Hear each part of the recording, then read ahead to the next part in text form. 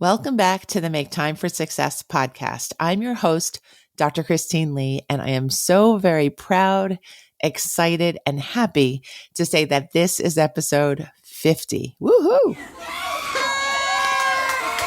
Have you ever wondered why you're feeling tied to other people's opinions of you, so much so that you feel the need to please them? You're a so-called people pleaser. I thought I would tackle the subject of people pleasing today because I've seen in my own life and in the lives of so many others that spending too much time focusing on what other people are thinking of us and on what we can do for other people to make sure they like us can really be a drag. It's a drag on both our time and our precious energy. And you know, I'm all about conservation of time and energy. So let's do a deeper dive into this phenomenon of people pleasing and help you get to a better place in your relationship with yourself and with other people as a result. Let's go listen to the episode now.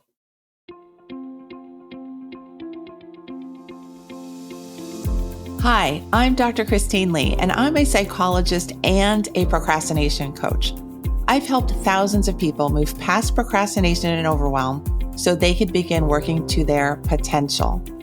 In this podcast, you're going to learn powerful strategies for getting your mind, body, and energy to work together so that you can focus on what's really important and accomplish the goals you want to achieve. When you start living within your full power, you're going to see how being productive can be easy and how you can create success on demand. Welcome to the Make Time for Success podcast. Hi there. I wanted to talk about people pleasing today. And I think this is such an important topic to address, especially when you are interested in creating success, because I think we need to know our relationship to helping others in order to be able to make time for success in a real way. Without time, we're not going to be able to do the things that we want to do. We're not going to be able to create the big things that we're dreaming about for our own selves. So let's take a look at the dynamics inside people pleasing in this episode. When we are giving away our time too freely or without forethought, or even worse, under pressure or duress, then we are giving away our energy, and that will sap our ability to create what we want to with our own time. So I want to ask and consider with you, why do we do this? Why do we forget to pay attention to how we're using our time? Why do we give our time away as if we have infinite amounts of time and energy? Why do we do this? Here are my thoughts about people pleasing. And many of these thoughts are taken from my own very long history of people pleasing. The first thought I have is that we are just not in the habit of respecting our own time. We don't really know that we need to. And perhaps we were taught this when we were growing up in our homes and in our schools. We were taught that we need to do things even though we didn't really like them, they didn't really work for us, and we didn't really want to. And as adults, I do believe it is super important to get that sense of power and control over our time back so that our time doesn't dribble away and we don't give our time away too freely, thinking that we're going to end up winning everyone's appreciation when we do. We really want to disconnect doing things and creating things and serving others with the idea that we're going to get everyone's attention and appreciation when we do. We really want to just calm that system of needing validation and appreciation down so that we can really focus on what is inside of us, what really needs to be expressed from within us. And the good news is what really ends up happening when you start to pay attention to what you need to do and your own time is that people end up truly appreciating you and respecting your time needs and want to help you out too. They start focusing on you, which is a nice thing. Okay. The second thought that I have here is that people pleasing is a cycle that is really difficult to break. At least it feels that way because, what is hard about people pleasing is that when you do it a lot, you end up feeling exhausted, short on time, and you end up having bad feelings. Like you feel resentment towards other people because other people seem to have a lot of free time, but you never seem to have any for yourself. So if you are feeling like you can never get on top of your own stuff, you can never be on time for meetings or projects because you're helping everyone else, I want you to stop and take a look at this because you're probably going to end up feeling like you need to apologize to people, you owe people things, and that might spur you into feeling like you owe people more of your time or more of your effort. And there you have it. That's that vicious cycle that you're caught in. And you might even end up feeling like you need to be sad because how can we feel good if we're not doing what we said we would and our time is all given away already and we can't really help people in a meaningful way? So let's stop this vicious cycle of people pleasing right now. You don't have to wait a week or a month or any time at all. You can decide right now that this cycle is not a healthy one for you and that you're going to start gradually taking your time and your energy back from this vicious cycle. Next thought is that people pleasers have trouble speaking up. This is what used to be my situation, having difficulty noting when I was too tired, when I was too stressed, when I was too overbooked to commit to something. I just never really had the wherewithal communication wise to speak up. And I think I am not alone in having that area of lack. I think people pleasing and not communicating what needs to be said go hand in hand, actually. So take a look at your schedule right now. Take a look at the upcoming week and look at it for yourself. Is there something on that schedule that really isn't a good fit for you? Is there something you need someone to do for you before you meet with them on Wednesday? Have you told them? Is there something you need to reschedule so that you can get some breathing room or so that you can attend an event that is really meaningful to you? Of course, we need to respect each other's time. So I don't mean that you can throw other people's time and schedule into chaos, but I do want you to know that you will do your best when you communicate very clearly what your time needs are. And when you defend those needs by making sure that other people know what you expect of yourself and of your time. Let's just all respect each other's time. I think that's a great goal to have. All right. The next thought is that people pleasing is built on the false belief that in every situation there is a winner and a loser. I hate this belief because it is so limiting. When relationships are good, and we've all been in some type of good relationship, and I hope you are in the present moment, but when we are in good relationships, we know in our hearts that everyone gets to benefit, everyone gets to thrive, everyone gets to feel good and happy, and everyone gets to grow. Trust is there. Trust is core in that good relationship. Trust is reinforced when relationships are good and they proceed.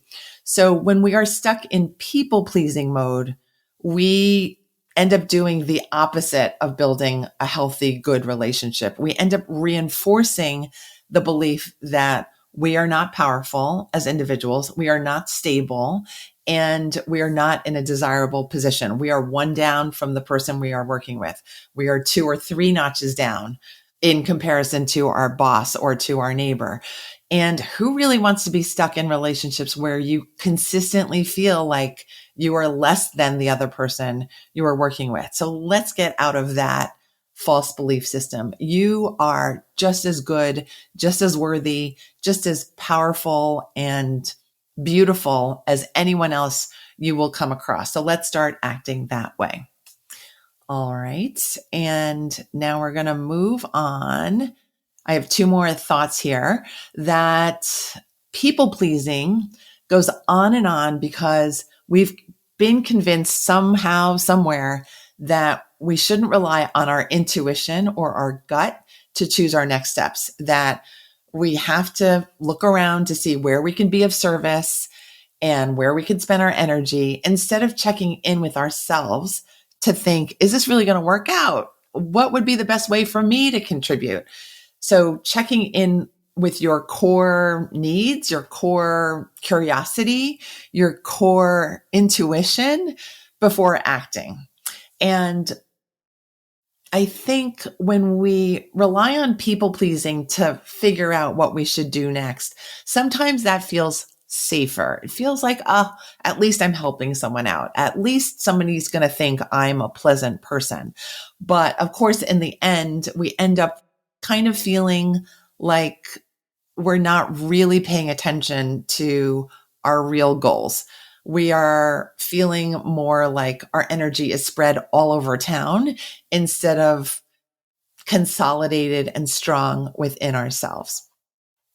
The final thought I have about why people pleasing is so sticky is that when we spend a lot of time and energy people pleasing, we never really get to see what we are really capable of. We never embody our full power.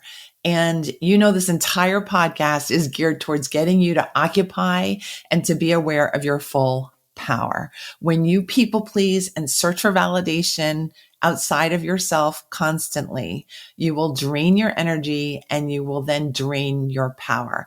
And then you won't have anything left for when you need that inner strength and that power, whether it's creativity, whether it's negotiation, whether it is surviving some sort of major stress or loss. We need our core strength to be full at all times. So let's nurture our strength by chilling out on that people pleasing and coming back to ourselves. Now I would like to take our attention and focus on what steps you can take. I've given you a few, but what more can you do when you feel like you really want to cut out the people pleasing part of your identity? And I want to start by saying the good news is when you start to make decisions in a more aligned way, when you start to tell people what you can and can't do honestly, things start to work out much better and you're able to really help people at a higher level. So isn't that ironic that when you focus more on yourself, you can actually be more powerful, a helping agent to other people. You will feel more engaged in your work because your energy is consolidated, and you will not be resenting the work that you're putting out in the world. And that is super huge, super important. Okay. So now I have a short list of things that you can do. First, you can tell yourself this statement or these two statements. I will be able to face anything that comes my way at a high level and with confidence. I will be able to face anything that comes my way at a high level and with confidence. I will focus on my own powerfulness and the possibilities that I can imagine in order to create the good outcomes in the world that I seek. Basically, by telling yourself these kinds of affirming statements, you remind yourself that you're not working from a place of deprivation or of need. You're working from a space of power and clarity and openness to the good things that are out there for you, that you can create and that you can connect with. So get yourself in a positive frame of mind. The second thing that you can do is you can get your mind out of the fear state.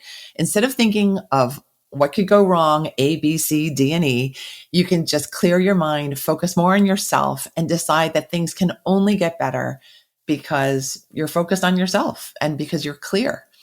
All right, next step, start to see yourself at a level that is equal to that of the people that you once thought you needed to please.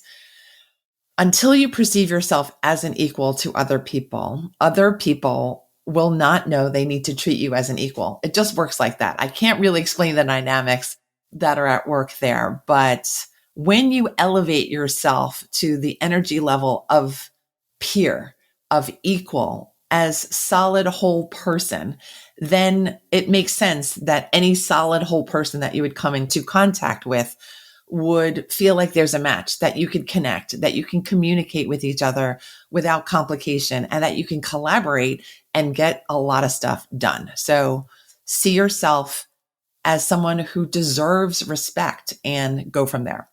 Next step, communicate clearly about the limits and the boundaries that you feel that you have. As soon as you tell other people what your limits and boundaries are, what you will do, what you won't do, what you can do, and what you can't do, it will then be much easier for you to carry on within that relationship. If the other person ends up violating any limits or boundaries that you have set, you now have the knowledge that you already made yourself clear, and all you have to do is back that up then. It's just much easier to stay centered and strong inside the relationship. You no longer have to shrink yourself to make everything harmonious or to make everything feel just right for the other person. You can both have things feel just right. Next step is you need to start acting boldly and confidently. Your energy and creativity are free now that you've stopped people pleasing so much. So let yourself show up in the world. Let yourself create what you need to for the world. Drop the perfectionism and the people pleasing and decide, what are you going to do with all this good spirit, all of your good mojo, all of your good stuff? Remember, there is no need to please others when that need takes away from you in any way.